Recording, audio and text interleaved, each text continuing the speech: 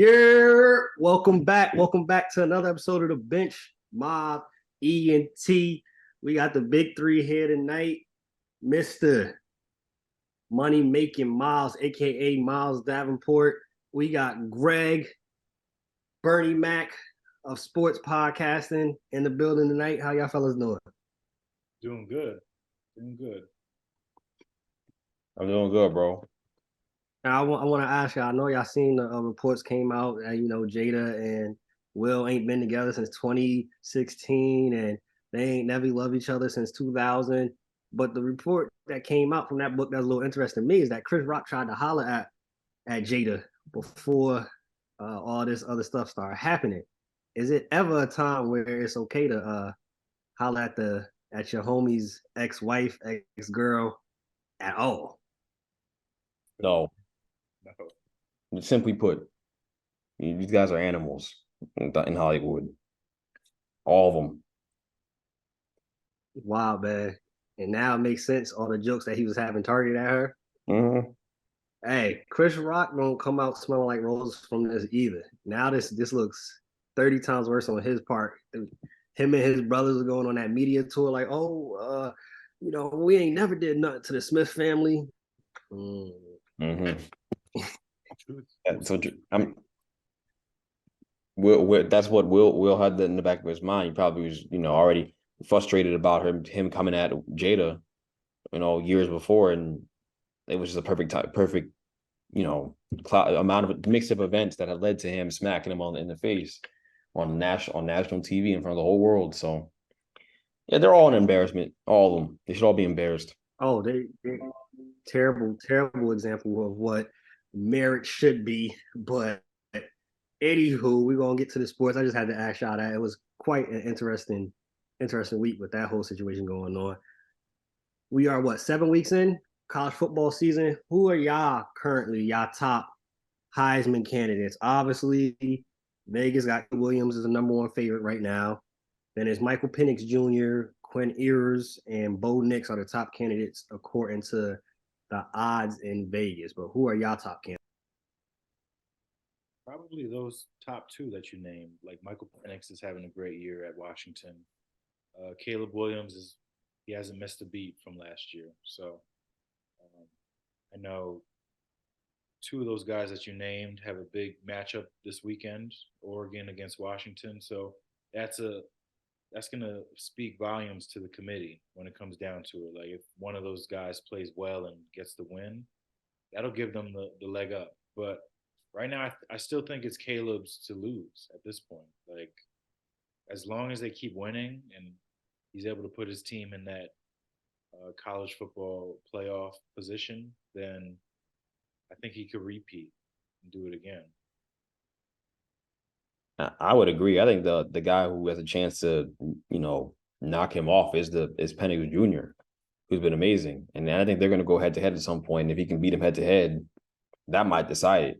I think it's between those two guys right now. I mean, USC is still undefeated. I know they didn't look great last week against Arizona, and they damn near lost. But it's less so about the team and less so about how good the team is, and more so about how much you have to do for your team to win. And so Caleb, they require him to be Superman every single week for the most part, and he does it.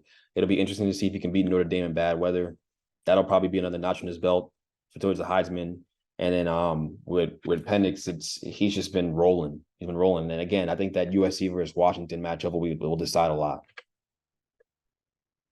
Perfect transition. Y'all both mentioned the games that we're gonna have for the picks this week. Y'all on a roll already. We just started. So number 8 Oregon is at number 7 Washington. Washington is favored 3 points in this game. How y'all see this game going?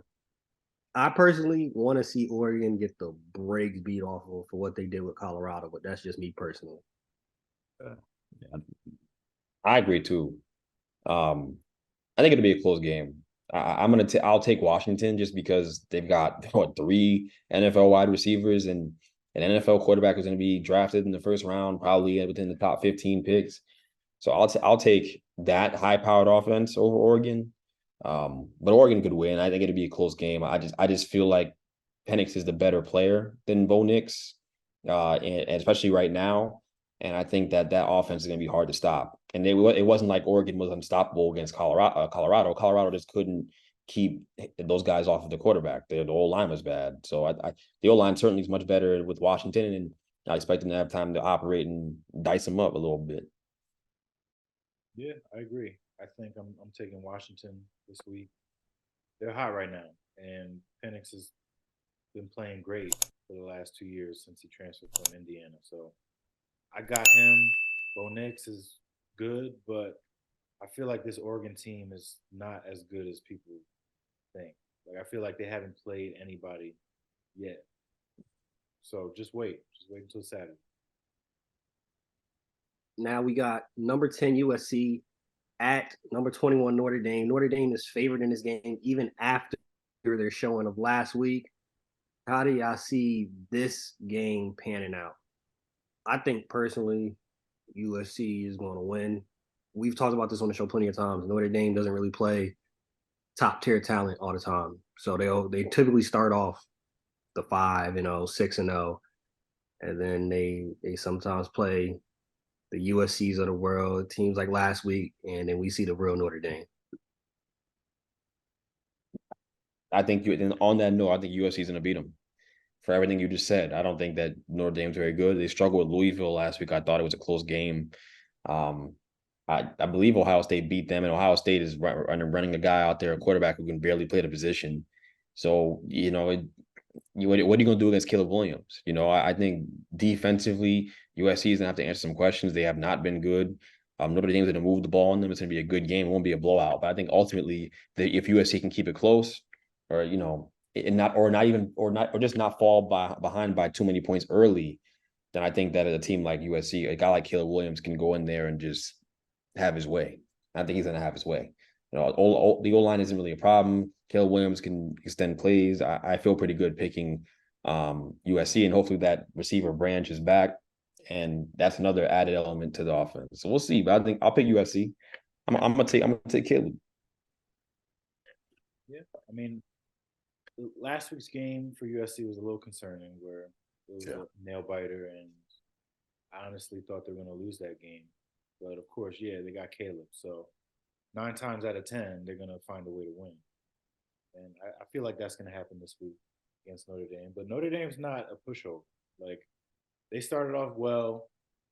That Ohio State game was a little tough, and that was tough to, take losing that way, last second like that. And then to lose the way they did last week, another tough loss. So I feel like it's a home game for Notre Dame. This could be a lot closer than you think. I don't know if it's going to be a shootout, because I feel like Notre Dame, they have good running game, so they might try to slow it down a little bit to kind of, keep Caleb off the field. Because I feel like that's how you beat them. You slow it down and, change the pace of the game and don't play at their speed. Make them play at yours. So I still got USC, but I feel like it's going to be a lot closer, because USC Notre Dame is usually like a rivalry game, so it's kind of it's not always a blowout.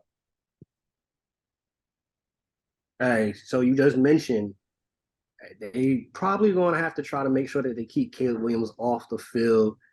Looking at the NFL, the week 7 that we have right here, the week 6, the picks that we have set up, a team that's going to probably try to have that same mindset, same mentality of keeping the quarterback off the field, a high-power offense, is the Jets.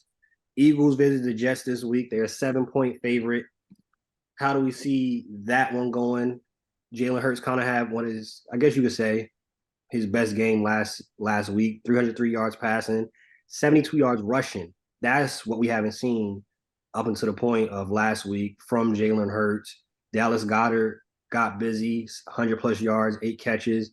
A.J. Brown, 6 catches, 100-plus yards. Do they continue this against this, I still think, a top-tier Jets? I mean, it's going to be interesting, just because we've fared pretty well against some of the top-tier quarterbacks in the NFL so far. So, with that being said, Jalen Hurts is probably a top 5 quarterback in the NFL. He's, the numbers, they are what they are, but I think the talent is there. But for this team, I think the game plan should be to run the rock. Like, for us, the run defense hasn't been as strong as it was last year. And I mean, against the Chiefs, we gave up like 140 to Pacheco, and then there's been a couple other guys that have gotten off too, like James Cook, week one for the Bills, had a good game too. So they got a good back in Swift. They got a dual threat in Jalen Hurts.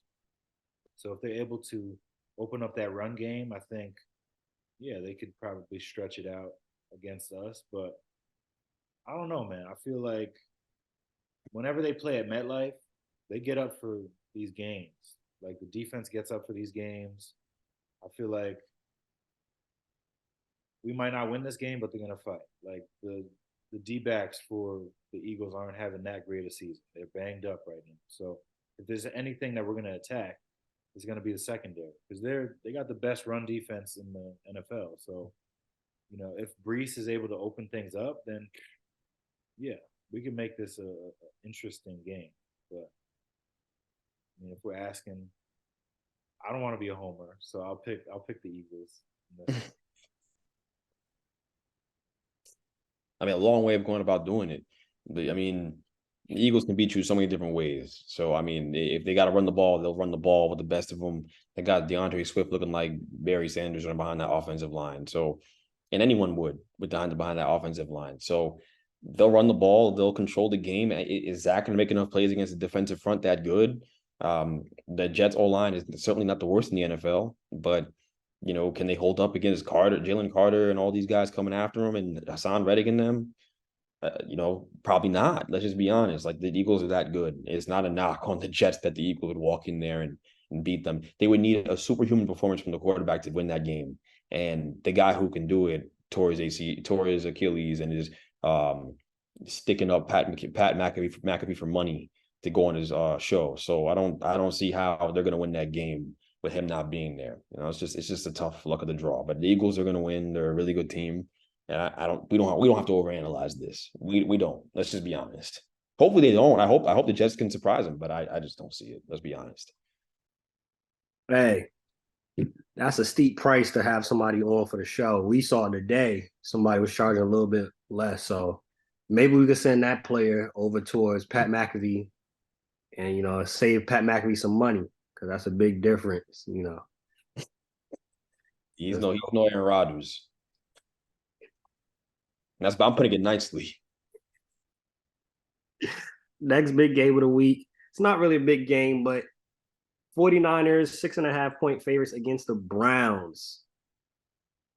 Who wins this game? But also, main question though with this, are the 49ers the favorite to win the Super Bowl? Well, as of right now, they should be, right? I mean, top to bottom, this team is deep. They're stacked. Like the offensive line, probably right up there with the Eagles. They've got McCaffrey, who's probably the best running back in the league. You got Debo, Ayuk, Purdy. You got this last pick of the draft playing like a top 10 quarterback right now. And then you got that defense. Like, if the 49ers can score 20 points, they're going to win every time, because that defense is lights out. Fred Warner, some of the D-backs that they got there too, and Nick Bosa. So, yeah, they should be the favorite. I think they're out to show people that, yeah, if we had a healthy quarterback in that Eagles game, things could have been different, because they were rolling before then, and I don't see any change in it. That's why I had to beg my sister to let me get those Eagles 49ers tickets in December, which I think she gave them to me. I think last time I checked, she gave them to me. So that's going to be a good game. That's the one game this season that should be circled on everybody's radar. The question being about the 49ers and whether or not they can the Super Bowl favorite. Yeah, they are, and it's not even because of the defense or because of the O-line or because of any of that stuff. That those things were already in place. They were already really good at those things. They already had Fred Warner. They were already generationally good at this skill level with the D-line, offensive line. The receivers are good. They're a great team. It's about Purdy. Purdy is much better than I thought he was. Purdy's much better than I thought he was. And I know I came on here before the season started. I said they couldn't win a Super Bowl with Purdy leading the way.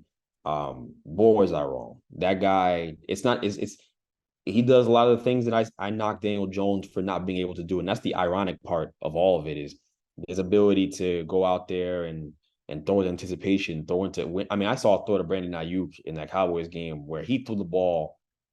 I literally like 4 or 5 seconds before Ayuk was even where he was supposed to be. He just threw it to space, and Ayuk ran right into it. Like he couldn't have put it there any better. But Brock Purdy is not just. I don't think this is just him being on a heater and him being hot right now and playing well. I think this is really him processing what the defense is doing at a high level. And granted, his O-line is great, but so what? You still got to go out there and make the throws, and and you got to deliver the football, and he does that at a high level. He reads defenses. He's making some tough throws. I saw, he had a throw against the Giants to the back pylon where he faded away and he made a throw to the pylon there, and they got a touchdown. So he's made some plays that have opened up my eyes. He's a Pro Bowl quarterback, and the Niners need to win the championship now because Purdy's price is going up every single week, and he's going to get paid. He's going to get paid big dollars, and when he does, like every other team ever, your team starts to fall apart, right? Unless you're the Eagles and you can just draft people in real time and get have great players fall to you in the draft, right? So, and I wouldn't put that past the 49ers, but the clock to win is now for them, and I think they're going to pull it off. They're easily the best team in football right now, and the Eagles are great as well, but I think you're looking at the 49ers being the best team overall. I'd have to agree. The way that they looked last week, they just made the Cowboys look silly. They've probably been the best team because like the Eagles are undefeated, but they've had some struggles and stuff like that. 49ers have been pretty solid from week 1 to now. A team that has been up and down, the Baltimore Ravens. I want to ask y'all because we saw a bunch of different opinions this week. Is this offense of struggles? Is that on Lamar Jackson? Is it on Todd Monken? Is it on the offensive line? Where do y'all see the blame at for their struggles? Because last week they had 7 drops, which is the 5th game in the last 4 years of 7+ drops. So they don't happen that often. And the Ravens had one of those games. We saw the discussions of are the Ravens getting their money worth and all that. What's y'all takes on the Ravens offensive situation?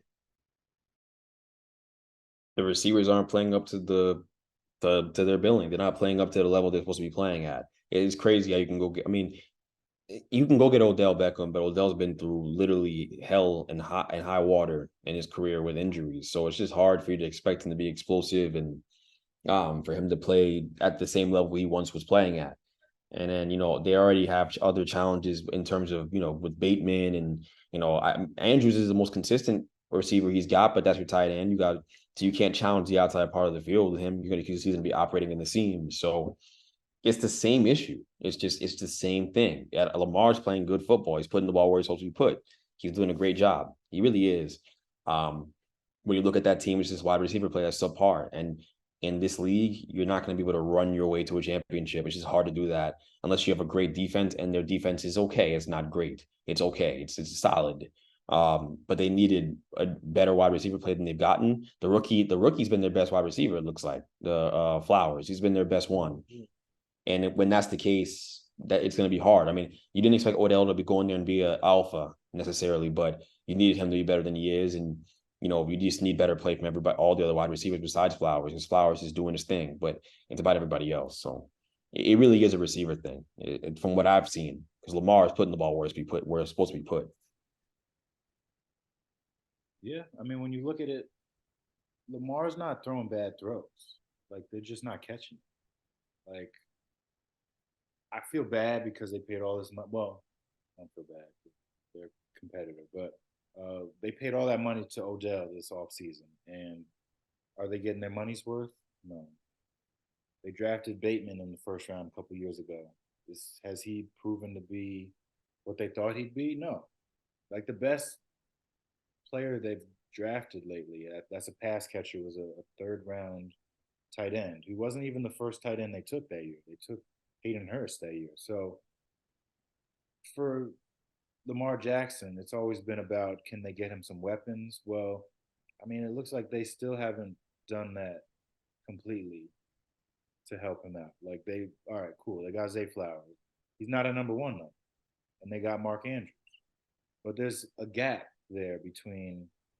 You can't just keep throwing it to those two guys all year. One, Zay Flowers is not that big, so at some point he could take a hit if you keep throwing him the ball 10 times a game. Like that's what Odell was here. You're trying to take the top off the defense. You're thinking like, all right, we might catch lightning in a bottle with Odell for 1 year. And right now it's just not looking like it. It's looking like this is just another year of Lamar trying to, dodge the blame that's being thrown on him when it's not really his fault. I couldn't agree more. Like than both of what y'all was saying. I think it's absolutely disgusting the type of disrespect we're seeing put on Lamar's name. He still don't have a number one wide receiver. Like as good as Zay Flowers has been, he still does not have a number one wide receiver. It doesn't make any sense. We was hopeful, like we talked about it. Odell might be able to help, but we knew Odell wasn't the number one. It was going to be a wide receiver by committee type of thing that they was going to do. Mm-hmm. They need to go get a number one wide receiver for this man by the trade deadline. Ravens need to do it. The Chiefs, they won tonight, but it's looking apparent. This is a season where it's like, hey, it's not the year for y'all to just be like, oh, we're going to do wide receiver by committee. We're going to have Justin Watson. We're going to do nah. It's very apparent. A number one wide receiver is needed. The wide receiver, running back by committee, yes. Wide receiver by committee isn't always the best thing to do because you look at the Eagles, for example. You need a wide receiver to go get the ball. I need you to go get the ball. I need a first down. The Ravens don't have that. Nope. I mean, we're not going to do it like for now, for a while. They're on the no-fly list. We're not going to even talk about Giants games unless Greg wants. Yeah, no, nothing to talk about. It's a blow waste off some of steam. It looked like you need it. What? To blow off some steam. Nah, I mean, they suck. Tyrod's in the play. They're gonna go out there and get beat up by easily 2 scores. I'm kind of, I heard Tyrod say he could be like Geno Smith if he was given the opportunity. Did y'all hear him say that? I read that somewhere. And I'm interested to watch him behind this offensive line go out and make good on that promise because he is in danger. His life's in danger this weekend. And the Bills are the worst pass rushing team in the NFL, by the way, by the numbers. And they're going to look like they have 4 TJ Watts lined up to go get this guy because they're just that bad. So it's dysfunctional. Tank for Caleb. Yeah, it is a 14-point. Yeah. 14-point underdog that the Giants are. I think it's safe to say, even for you, Greg, you don't typically bet, but you can put money on that game that the spread will not be covered by the Giants with Tyrod starting on top of that. Last game, probably some will consider the game of the week. Cowboys at Chargers. The Cowboys last week, as we all expected on the show. How do y'all see this one going? And more importantly, is this the last chance for Dak to be a starter before they start, considering the Trey Lances of the world possibly competing for the job, possibly? I think he finishes the year as the starter, but like Lance, I feel like was always the backup plan if they do move on from Dak after this season. Like then they could transition to Trey Lance, and then if he pans out, cool. We might have found lightning in a bottle that the 49ers couldn't figure out. But if he sucks, then we draft somebody. But they've got a lot of money tied up in different players, Trey Diggs, Micah Parsons is going to need to get paid. Their whole offensive line has been paid. So money's not exactly going around too much in Dallas. And Dak, he hasn't really earned that big deal. Like, I don't think he deserves $50 million a year. And the play speaks for itself. Like, that was a big game for him going into the offseason against the 49ers. And he just showed that this is not the quarterback that's going to take us over the hump. This is not the quarterback that can go toe to toe with the best teams in the league and make us a Super Bowl contender. Because, I mean, how long has it been? It's been what, 7, 8 years now? Dak's been the quarterback for the Cowboys, and it's been the same thing every year. It's like, when are we going to see it kind of click? Like, he's good in the regular season, which there's a lot of people that are good in the regular season, but playoff time, you need to win that one game to keep moving on, and he just can't do it. He's a good quarterback in the NFL. I'm not going to take that away from him, but when you're the quarterback of the Dallas Cowboys, there's a lot more expected out of you, and I think he's not giving them a great return on investment so far. So, Who do you see winning the game between the Cowboys and the Chargers? yes, that was the other question. I think the Chargers can win this game if Dak carries over that play from last week. But then again, the Chargers' pass defense isn't that great. So this is a great, bounce back week for Dallas. And that defense is still that defense. So it might be interesting to say the least. But I think the Cowboys can win this game. They should win this game. And it could be close. I'm going to say like 30-23. Yeah, I think I agree with everything Miles said. I mean, the Cowboys should win the football game. They're going against the defense that isn't that great. So they have an opportunity to get back right and make people and what'll happen is that they'll win, and then people buy into the Cowboys hype again, and they'll act as if the loss to the 49ers didn't happen. But this is a game it's one of those weird ones because Herbert could go out there and just go crazy. He's just that good. If they can keep him clean and they can keep the rush off of him. And, another thing too is, the Chargers have a great pass rush. They have two great rushers in Mack, and they have Bosa. So it's going to be really interesting to see, which side wins. It's a game that if the Cowboys lose, the panic button is going to be pressed, and, you're going to hear all week about, just how much danger they're in and what they're considering doing. They're not going to bench Dak just because I don't see a more viable option on the bench. I just don't see it. You're not going to catch lightning in a bottle with Trey Lance, and Cooper Rush is what he is. He's serviceable. He'll look decent against bad teams, and against the great ones, not really. It'll be interesting to see if they get CeeDee Lamb involved with the Cowboys. I know that's a lot of drama there about CeeDee Lamb and them not wanting to throw him the ball, and he looks upset, and he's changing his Twitter header to hit pictures of him and Hollywood Brown, which is just weird and a weird flex. I don't really understand what he's trying to say. You want to go play for the Cardinals? I don't know, but just a really weird thing there. But it should be interesting to see if they get him the ball more early and often, and they change this philosophy because McCarthy, and we all knew it, when Kellen Moore left, they were going to go run heavy and they're going to be good playing with the lead, but they were not going to be able to scheme guys open the same, and their offense in terms of passing was going to take a hit. And that's exactly what's happened. That's what I've said. And by the way, I mean, Kellen Moore is with the Chargers now, and they were good throwing the ball before. They're really efficient throwing the ball. Like, they're really, really efficient. They're scheming guys open. They're having some success there, and they're getting Eckler back this week too. So it's going to be interesting to see what happens. The Chargers could easily upset them. I wouldn't want to bet this game if I was a bettor, because I think that this is a weird one where the Chargers have a real shot here to make some noise and get a win here against Dallas. But it's a game Dallas should win. And if Dak plays badly, you're going to hear a lot of noise. But again, much to do about nothing, because who are you going to go, replace him with? There's no answer. You got to ride this one out with him. And if Dak isn't the man and good enough to push him over the edge and win a Super Bowl this year, then they're going to have to start talking about what they're going to do at the quarterback position, because they have to maximize the roster for what it is. And I think trading for a guy like Kyler Murray down the line for a team like Dallas isn't far-fetched, because they're too good to go get a great quarterback in the draft. They're just too good. So you're in a weird spot. But trading for a guy like Kyler Murray, he's from Dallas, I think he is. He's from Texas. And he's certainly more talented than Dak is. So it'll be interesting to see if they, bark up that tree. But Yeah, that's my take. The Cowboys should win. If I had to if you force me to make a pick, I'd pick the Cowboys, but I'm not doing it with confidence. The Cowboys will find a way to let you down.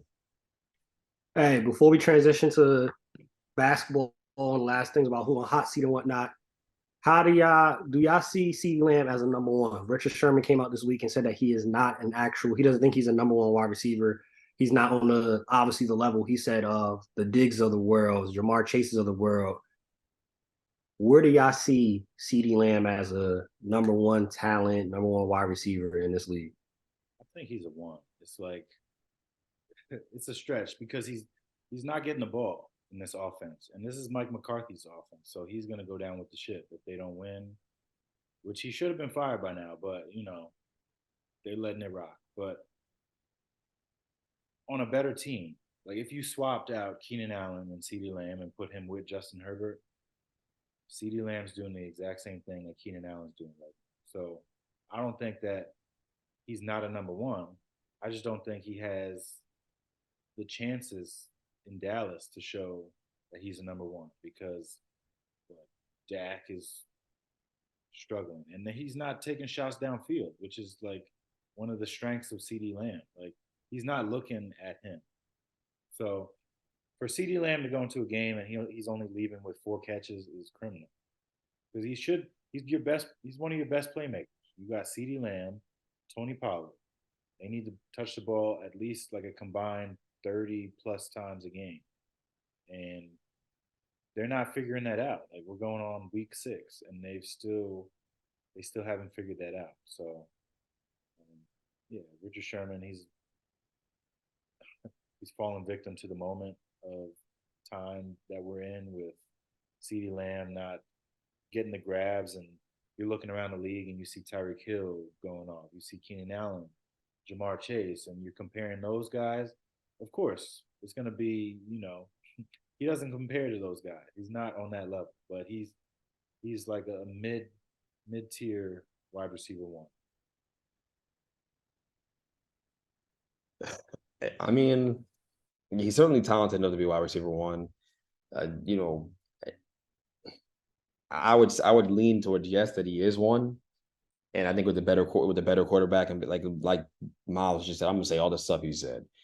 With a better quarterback, he would look more like that. I think in years past, he's had some big games, made some spectacular catches. He's certainly got all the talent. So I'm gonna say yeah. I'm gonna say he is a wide receiver one. Certainly, a guy who you could put in the top 12 best receivers in football. Maybe cracks 10 if you really think about it, he could crack 10. Maybe if I think hard about it, but definitely talented enough. Definitely, has speed, has good hands. Doesn't really drop the ball. He has really good awareness out there. So I feel pretty good about him being a wide receiver one. It's just the offense they run. Mike McCarthy has taken the sails out of his wings, right? I mean, that's really what's happened since he's gotten there. When you want to go run heavy and be super conservative offensively, guys like CeeDee Lamb, they struggle. And so that's what's happened. It's less even about Dak, honestly. I mean, Dak has struggled, yes, but like Dak could put the ball on him enough if they just open things up and threw the ball. When Kellen Moore was there, he got plenty of targets. And had plenty of big games. And you didn't see him pouting after games looking like a kid in his terrible twos. So we'll see what happens. But I think he's certainly talented enough. I just feel like with McCarthy running the show, and McCarthy's on his last leg. The guy who's going to get fired. The first guy to go is going to be McCarthy when it's all said and done. When they inevitably failed this year, he'll be gone to repeat this cycle that they've been in for the longest time. So we'll see. Maybe they can get Sean Payton. I know Sean Payton not happy up in Denver, and that's what they wanted in the first place, right? So we'll see. Perfect transition. The hot seat or still not worried. So I'm gonna list a couple of names. You let me know if they're on the hot seat or they should not be worried. Bill Belichick. The Patriots have been outscored 72-3 over the last 2 games. Hot seat or still not worried? I mean, would you fire Greg Popovich? I don't think so. So I don't think Bill Belichick's on the hot seat. I think he goes out when he wants to. Go out. Mm-hmm. Yeah, I agree. I think that I think he may be silently on the hot seat, I guess, but like even if they let him go, he's gonna be the one to say publicly, I'm leaving. He's gonna look like he retired. And I don't get the sense that guy wants to retire either. But I just feel like the organization's very stale. He's running it a certain way. He's got his guys, his Patriot guys, Bill O'Brien, Joe Judge, Matt Patricia, Josh McDaniels. Those guys have all been running the shows over the years, and they're just overrated. It's been Tom. It's been Tom. Belichick's a great defensive mind, and those teams are great defensively. He deserves all the credit for that. But offensively, and the magic they were able to make happen all over these years has been Tom Brady, and Tom Brady not being there has exposed some serious warts there. And then taking a guy like Mac Jones was just arrogant, if I'm being honest. I mean, if you're gonna take that guy, you got to support him the way you have to support a guy like Daniel Jones, for example. And they haven't really done that. They haven't drafted offensive players. It was a problem when Tom was there. Tom wanted to leave because they weren't supporting him offensively, getting him weapons. And it's continued. And they're seeing the results of that strategy of not taking offensive players and continuing to stockpile defensive players left and right. As good as Christian Gonzalez is, that was not the weakness of your football team. It just wasn't. So it'll be interesting to see what ends up happening there. But that guy's going to call his own shot. If I had to bet, I don't think Kraft's going to just fire him. But this may not change over there until they do part ways, because they need someone in there who's more offensively minded. And right now they got no juice on offense. But they'd still smash some teams around the NFL. They would. They're not as bad as they necessarily look. And the thing that sucks about that situation is, the last thing I'll say is, they can't get a great quarterback in the draft because they just won't be bad enough. They're going to win some games that they shouldn't win. They're going to beat the Giants. They're going to go beat them. I'm telling you, they're going to beat them, and it's going to hurt them. So, there are plenty of quarterbacks in this draft, but Penix and these guys are going to go early. They just are. McCarthy, a guy like that, he'll probably go top 20, maybe top 18. So they could win 6 games this year. I think their team is going to win around 6 games, and Belichick will keep his job as long as he wants to be there. You know what I mean? He calls his shot. Hey, I would say this with Belichick, maybe you don't fire him because, like you said, you're not going to fire Pop, but he can't be GM anymore. He is outdated in regards of GM.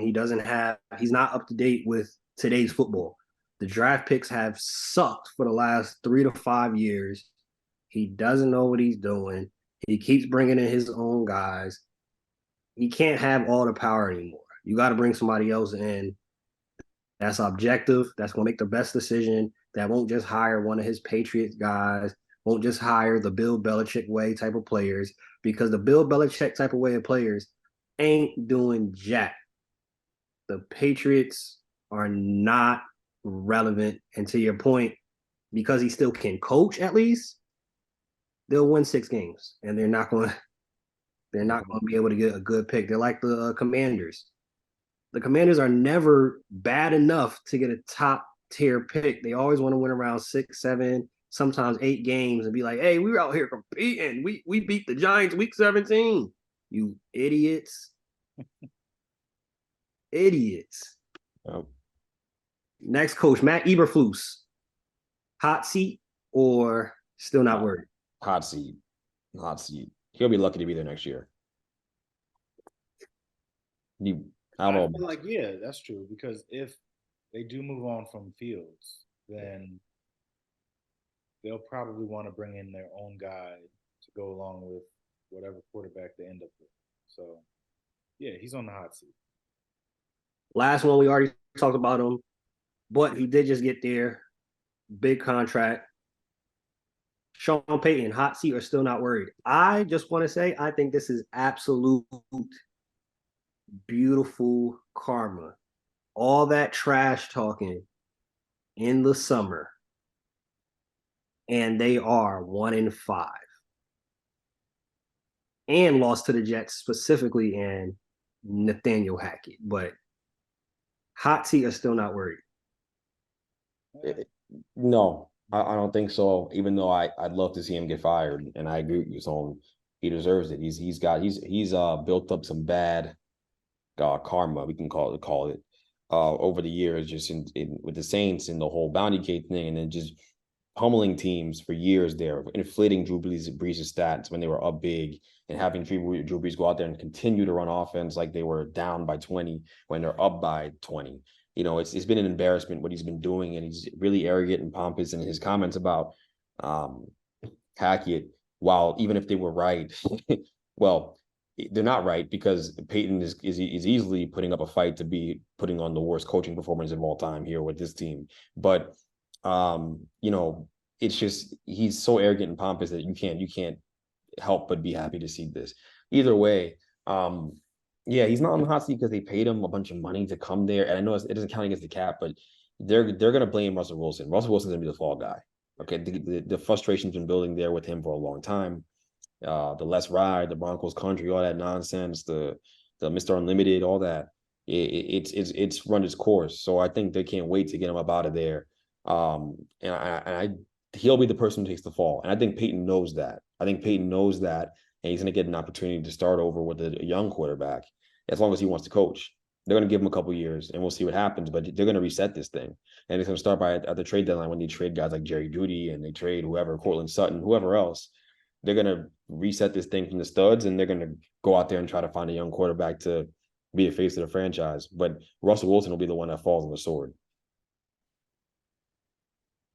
Mr. Unlimited. He did it to himself, honestly. He did.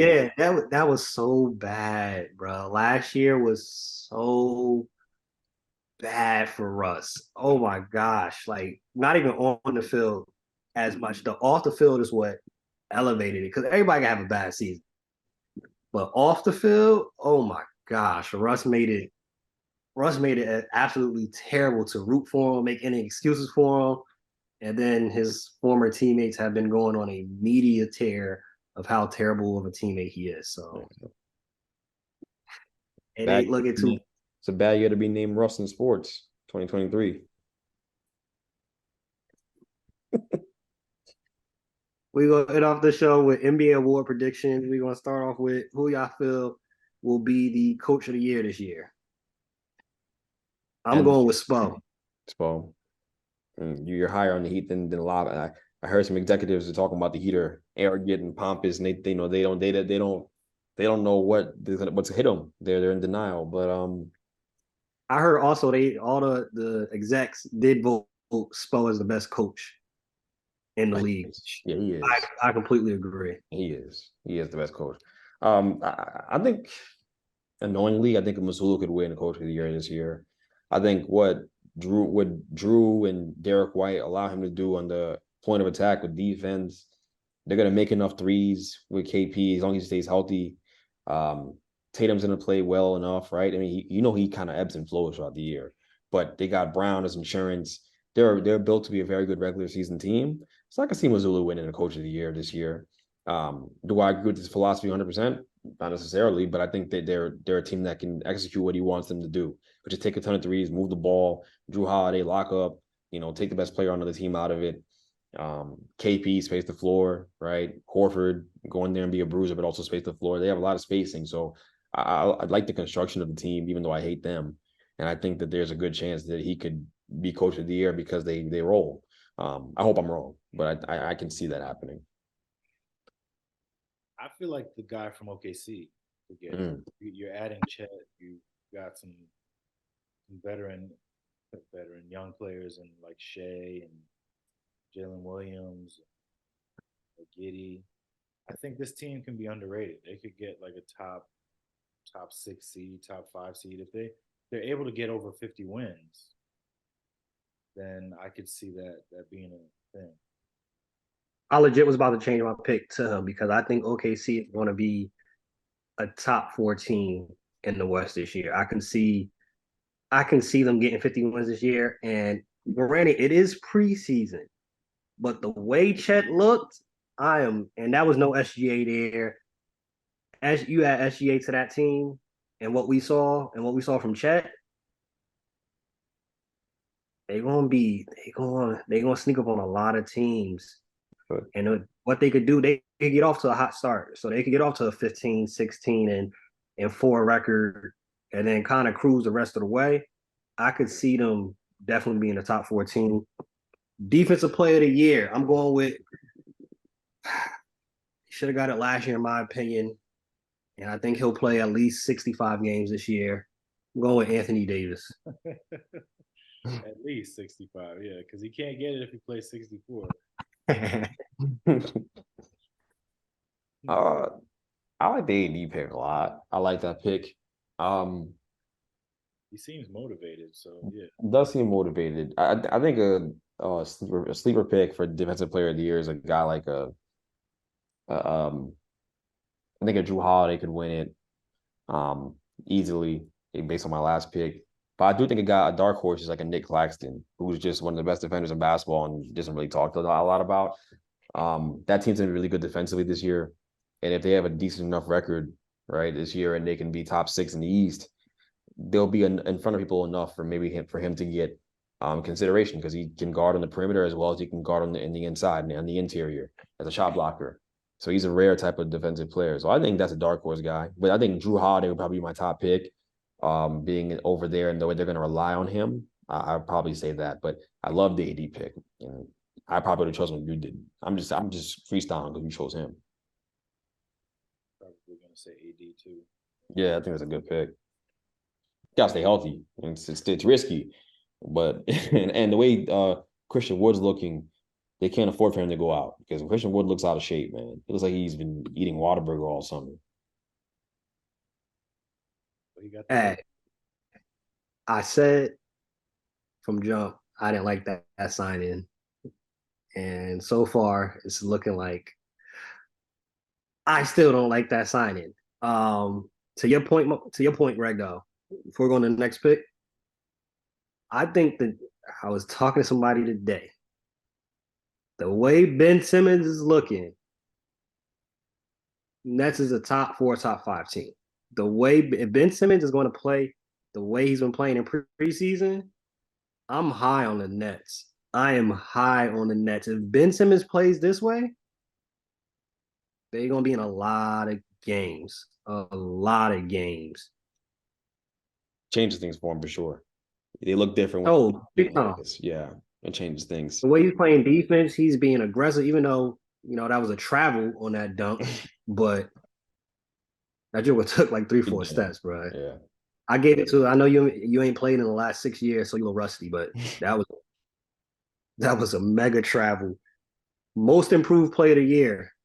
I started off by saying that to transition because Vegas has Mikal Bridges as the best odds to win MIP.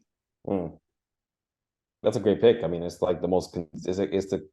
It's a consensus choice because he already took the lead last year and couldn't win it because he started playing bet well once the situation changed at the trade deadline. So there wasn't enough game footage and games to really solidify the choice. But I think he could easily be the most improved player. He's where he is as a basketball player versus where he was early in his career. It's not even comparable. So I think a guy like Mikal Bridges can continue to take a step forward and win that most improved player. If it's not him, a guy like Jordan Poole could easily be in the conversation too, being in that situation, getting a million shots. I think he'll be in a situation where he's able to thrive over there. But I'll go Mikal or Jordan Poole. I'll go one of the two. Who's your pick, Miles? Julius Randle? I was gonna say Jalen Brunson. Honestly, I feel like he's still got room to grow, and his game is just unreal.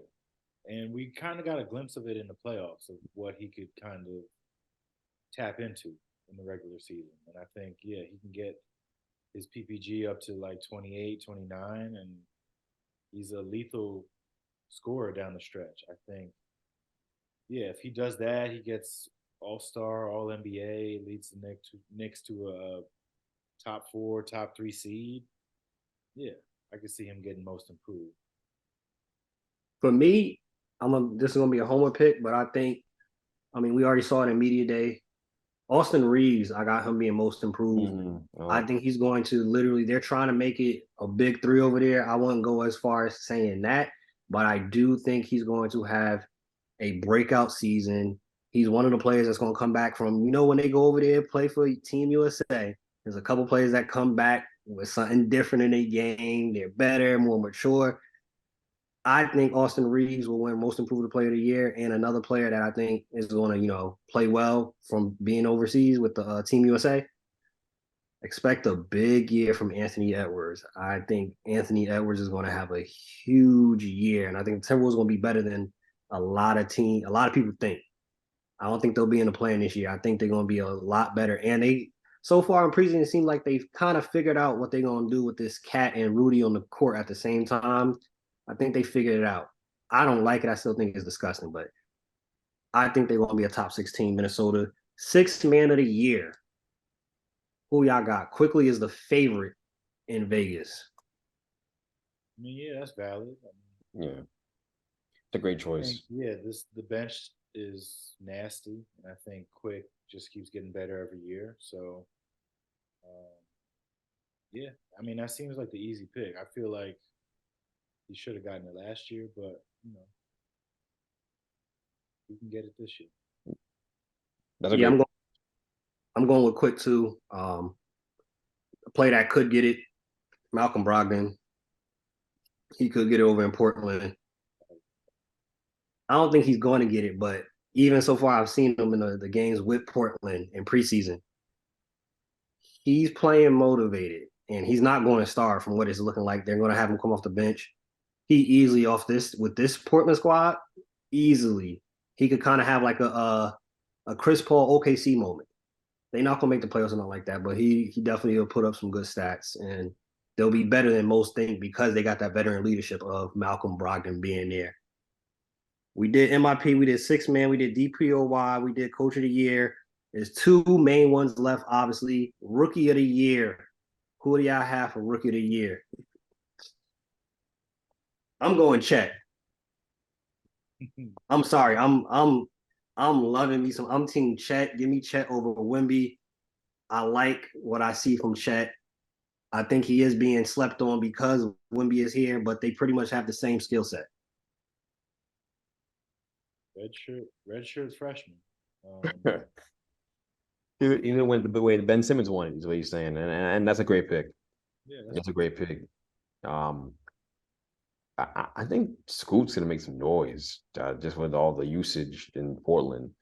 And I know Wembanyama was the obvious pick and the easy one. I could easily say that, but I really think that Scoot has a chance to impress some people. Not gonna win a whole lot of games, but he can go out there and average 20 on that team. They're not playing within a whole lot of structure. I know that there's Anthony Simons and Shaded and Sharp over there, and that's a crowded backcourt, but that Scoot is going to have an opportunity to star in his role over there. And I think they're going to really make sure that he gets a lot of shots, that he's in the game often, that he's closing games. They're really going to ride with him this year. So I'll take Scoot, but I like the Chet pick a lot, and I wouldn't surprise me if Chet wins it. I'm gonna say amen in Houston.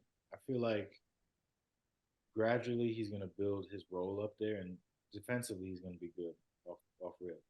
And I think they lost a playmaker in Kevin Porter Jr. with everything that happened, and I think he can be that.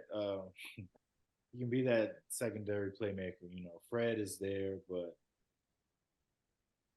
I feel like if they get the most out of Amen, this Houston team could be a team that's a threat come March and April. I do think this team can make the playoffs, and I do think with the coach that they have, they can make some noise.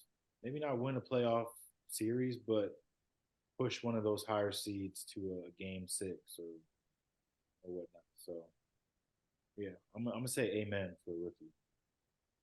I love Houston's young core over there. I was going to say too, he's going to have an impact. Cam Whitmore, I think he's definitely going to have an impact. He's not going to win Rookie of the Year, but if Houston is good, that'll be one of the players that actually is making impact and helping them actually be a winning squad. Because I think they have the potential to definitely make the playoffs. It's just they got to figure out that lineup, playing, the rotation and whatnot, because you got some vets there and you got some young boys. I mean, you got Dylan Brooks getting ejected in preseason games, so there might be a lot of time for the Cam Whitmore with Dylan Brooks doing stuff like that. He got his money though, so I mean, I guess I get ejected after 5 minutes too. I guess I got paid 86 million. And the one time I could agree with Perk, he said the stripes on a zebra don't change. He was doing this nonsense at $11 million a year. He gonna do the same nonsense at $22 million a year. Ain't nothing changed. It's gonna be the same Dylan Brooks or Dylan the Villain, as his new name is. MVP. I'm going SGA because I think that the Thunder are going to have a huge season, and it's going to obviously be a big part of it is going to be SGA. I think SGA is. I wouldn't put him above LeBron like ESPN ranking did and whatnot, but SGA I think is one of like superstars. He's going to be a supernova. Bag is way deep. There was a conversation if he had a bigger bag than Luka. Yes, he has a bigger bag than Luka. I think SGA does it all, bro. And he still only is touching the surface. That's the scary part. That's a great pick. It's a great pick. I mean, it's tough. I mean, Giannis is tough with the usage between him and Dame. I'm interested to see how they get used to each other over there. So it's tough to pick someone who's playing on in such a new situation there. But SGA is a nice one. I think Tatum has a chance this year, as good of a chance as he'll ever have in his career to win MVP with the team that's around him and the success he can have. I think Tatum could win MVP. I think he could. Not like me to pick Boston teams at all. Maybe I'm just that tired. I don't know. But I think there's a chance that he can go out there and lead that team to a 55 win season, close to 55, 57 win season. And that gives you an opportunity to win MVP in this league, especially when you're the guy they look at as the top dog over there anyways. It's not Jaylen Brown. It'll never be Jaylen Brown's situation or team. So, and then not when you can't dribble left. So I think that it's going to be his team, his award to lose this year with how Boston's shaping out and how good they could be. I'm gonna say Joker because why not? I mean, he's been getting it every year, right? So I feel like he can just fly over here from Serbia or wherever he's residing and wake up and average a triple double. And the Nuggets are going to be a top 2 seed again. So, I mean, that's if there was ever like an easy pick, I feel like it would be Joker. But then when does he become like LeBron James when they stopped picking him because it was just like, all right, we could just do this every single year. Like he's showing that he's probably the best player in the league every single year. Like we can't just keep giving it to him. We got to spread it out a little. I mean, he could easily win it again. He could win it again. So it's not a very daring pitch. No. He is the favorite in Vegas. A lot of people are picking Jokic, so you can see that happening for sure. Jokic is literally epitome of he just balls. Like he literally is over there. Serbia comes back over here. He has no care in the world. They asked him if he knew who Deion Sanders is. I don't know no Deion. I don't know that Negro. I don't know nothing about that. I'm just here to get my triple double. Let's get this season started. He don't want to do preseason. Let's get the season started. Can we fast forward to June? Hopefully in the finals, and then I'm gonna go back over to Serbia and have more fun racing my horses. That literally is Nikola Jokic. Like he legit had more joy on his face when his horses ran and won that race than when he won the finals. Like it was legit more joy. You saw the man dancing, jumping, all that. He don't really care about the NBA. Like it's cool or whatever, but he don't care about the NBA. He just stays ready and he gets his buckets, he gets his rebounds, he gets his assists, and he goes home. I don't care about none of that other stuff. If you stay ready, you don't got to get ready. Bench mob, we out. Peace.